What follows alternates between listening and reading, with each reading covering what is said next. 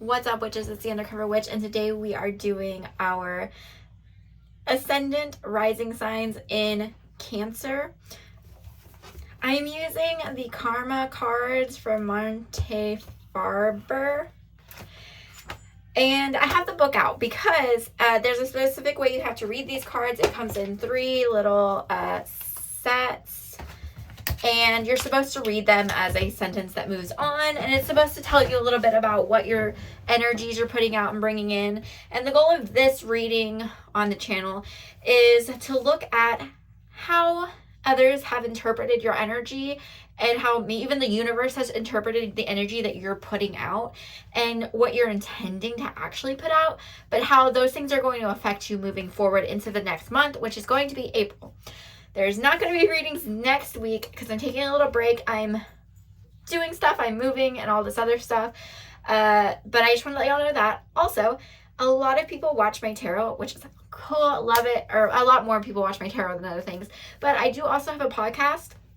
Those episodes on every Monday. And the last 2 Mondays, I've uploaded videos where I had guest speakers on. So if y'all are interested in manifestation, I had an interview with Michelle Sarah that was on the 13th. And then I also had an interview recently with Risa, which was last week's video or this Monday's video, past Monday, where we talked about tea leaf readings and divination. So if you're interested in any of that, please go check those out.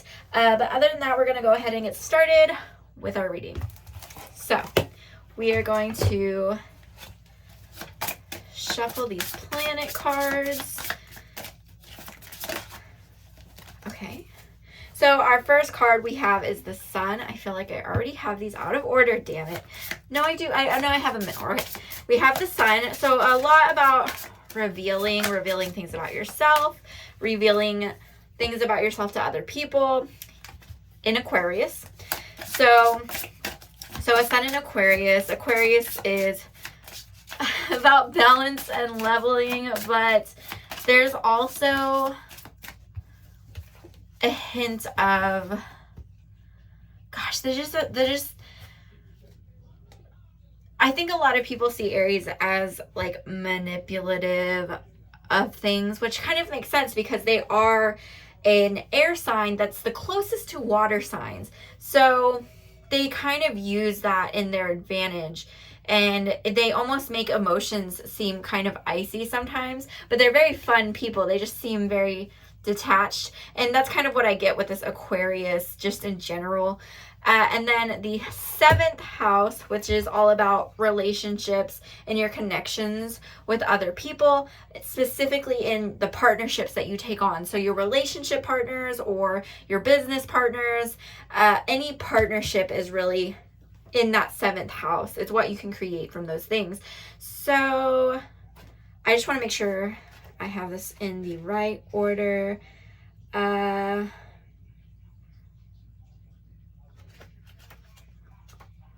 Sorry, when I opened this, I landed right on the 7th house. Let me read this just because, I don't know. The 7th house is associated with the concept of others, people other than yourself with whom you are involved in such a way that they influence the progress of how you project yourself into the world. So again, all about, see, that's perfect. That's why I need to open that. All about, that's what this reading's about. Okay, but I just want to make sure, okay, we have the planets. Yes, on the left. We have the signs in the middle and the houses on the right. So we're in the right order. I just want to make sure before we go on. There are 2 sides to this. There are kind of like when it's, I forgot the word, when it's moving forward, when it's moving back. And we're going to read this right now. Demonstrate your vision diplomatically. Realize what's new and different about relationships. Act like a leader. Use an unconventional way and get a fair deal. The creation of genius to experiment with balance, the gain of respect for or from the discoveries of cooperation, things brought to life or light resulting from the eccentricity of your partners. So, there's on one half, we are demonstrating who we are to the world, but there's some sort of relationship there that you need to be connecting with. You need to show that you're a diplomatic person.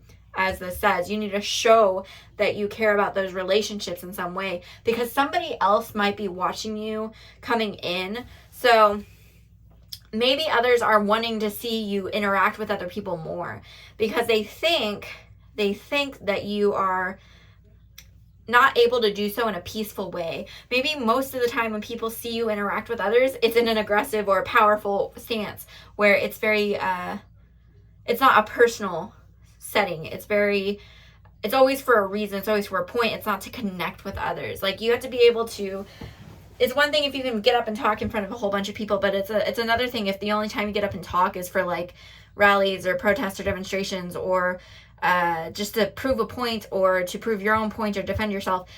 At some point you need to relax and be able to connect with others in a peaceful, calm setting.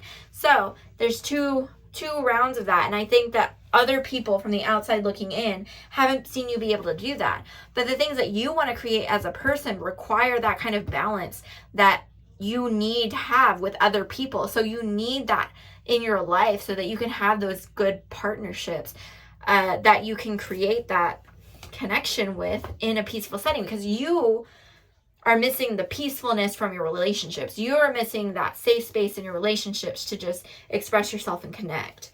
And I'm going to pull some tarot as well, just to get more information on the situation, because we want to see how you got here and, you know, what people are getting out of it, which we just talked about that, and what's going to come out of this. I mean, okay, so we have the King of Cups. So again, that is that Aquarius energy. I'm in control of this thing, and I'm twisting it and turning it the way I want, either for a sense of protection or a sense of because you can or because you don't know how to use it. You are a master of this element, but you're imbalanced. We have the Seven of Swords. I believe that is Seven of Swords. Sorry, this deck is a little bit different than I'm used to. We have the Ten of Cups. We have the Nine of Cups. We have the Three of Cups. We have the Three of Cups. And the Nine of Diamonds. So your Nine of Pentacles. Spades. We're on a movement. We're moving. We're going forward. We're walking. We're walking. We're walking. We have a place that we need to go. We have a path we need to go down to get somewhere. So this is the Two of Wands. I'm sorry. I think I said Two of Swords earlier. It's Two of Wands. And to get the place that we're going is the Ten of Cups. So fulfillment. And the Nine of Cups is just, again, pouring in. You have to allow others to pour into you so that you can pour into what you want to pour into. And you have to pour back into them. It's a two-way street. You can't just be pouring into everybody, because you're going to end up like these other cups that have nothing left. And the Nine of Diamonds is about having enough for yourself, having enough a little bit to the side for others. You have enough of yourself that you can share your experiences. You can talk to other people. You can express yourself with other people and have those communions, those connections. So don't be afraid of it. Go ahead and let that happen. Go do that. Go out there and be with these people. Go out there and be with these friends that you have. One more set of cards, because I've been pulling them for the others. These are oracle cards, but they're really good for me to get a sense of the relationships that you have, because again, this is how people are viewing you. And yes, you do need to get out there and connect with people, and that's what this is saying. And I feel like that is what you have. The options are there on the table. You just need to choose them. I don't have a this is what's going to happen set right here. I have this is something here for you to choose, so go choose it. And we already talked about how others view you. I just want to get an idea of, even though others view you this way, what's that relationship? What kind of idea do they express to you? What kind of energy are they putting out for you? We have Rest and Rejuvenation. We have Blossoming Abundance, Angel of Balance, and the first chakra, Archangel Michael. So you're really on guard. But other people understand this, and they want to see that calmer side of you. They want to see you in a space of abundance. They want to see you balanced. They want to see you in a peaceful state of like serenity. So they care about you. And they want you to be able to put your guard down. And to me, that's a good sign. That's like, they care about you. They care. That's why they want this, is because they care. But that is all I have for you, Cancer. So, which is crazy. Cancer, because you are the most... I like to break... One day I will do that, but I like to break the zodiac down into how most like the elements each set is. Because if you have your cardinal signs, like those are hardcore. Those are like those elements almost to an exact. You mean water? Cancer. Cancer is the most water you can get. Pisces to me is like the deep ocean level water. Like Cancer is just water overall. And Scorpio is like, Scorpio. I don't know. Scorpio is the only one I think I have trouble with sometimes. And then we go to like air and we have our Libra. That's the most air-like one. You have Gemini that can kind of go back and forth. And then you have, Aquarius where they kind of go back and forth with that water element.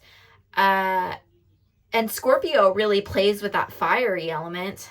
So, God, I don't know. It's just, I really like how all of the signs in each set can really mix and mingle, and how different they are from each other, and how like alike they are if you put all the cardinal signs first and you just go down.